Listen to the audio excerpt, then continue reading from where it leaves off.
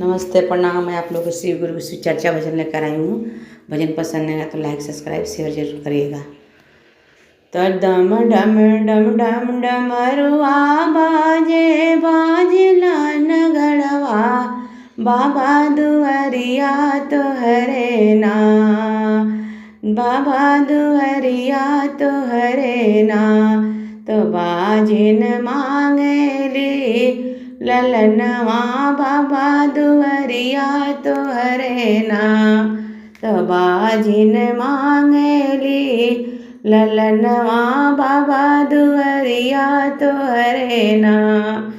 तो बाजिनी के बालक देके कारी उपकरवा, भोला दुआरिया तो हरे ना, भोला दुआरिया तो हरे ना। तो बाबा होई ना सहरवा, हो दुआरिया तो हरे ना। तो बाबा होई ना सहरवा, हो दुआरिया तो हरे ना। डम डम डम डम डमरुआ बाजे बाजला हो नगड़वा, बाबा दुआरिया तो हरे ना, बाबा दुआरिया तो हरे ना। तयनरा मांगेला हो नैनवा, बाबा दुआरिया तो हरे ना। अनरा मांगेला हो नैनवा, बाबा दुआरिया तो हरे ना। अरे आंधा के दे दा बाबा सुंदर नयनवा, बाबा दुआरिया तो हरे ना। त फेरा भगतन पर नजरिया, बाबा दुआरिया तो हरे ना। फेरा भगतन पर नजरिया, बाबा दुआरिया तो हरे ना।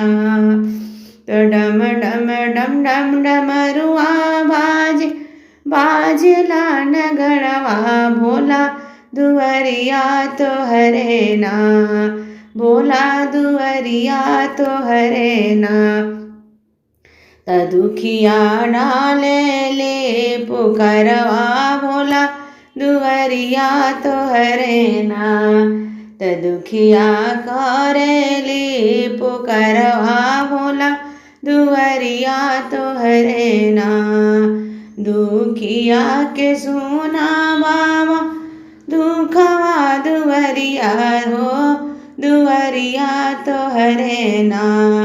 त फेरा भगतन पर नजरिया, बाबा दुआरिया तो हरे ना।